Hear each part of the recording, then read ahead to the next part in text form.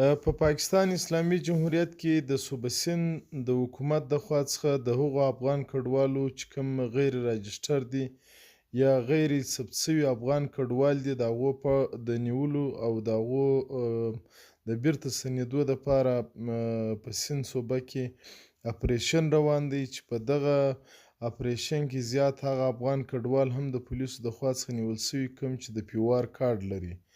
نو د پاکستان د اسلامي جمهوریت خاص کر د صوبه سند د حکومت څخه زموږ غوښتنه او اپیل دا دی، زموږ هغه افغان کډوال چې کوم د پیوار کارډ لري یا ای سی سی کارډ لري هغه باید ونه نیول سي او د یونیسیار او حکومت پاکستان څخه مو غوښتنه او هیله دا ده چې زموږ دغه کوم د افغان کډوالو سمارټ کارډونه چې په 2021 کې تبدیل سو په سمارټ کارډو واوښتله د هغو ډیټ چې دی هغه هم اکسپایر دی. اکثره پولیس دغه افغان کډوال په دې هم نیسي زموږ د افغان کډوالو په وینا باندې چې ستاسې د کاډو ټیم پوره سوی دی.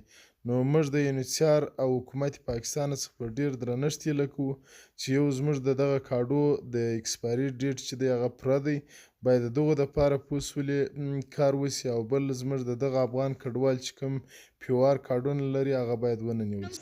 زما نوم باز محمد دی. ته یې په کوم کیس کې نیولی یې؟ موږ په دغه کیس کې نیولی ستا کارټونه ایکسپایر. افغاني کیس کې نیولی یې؟ ستا سره کارډ شته؟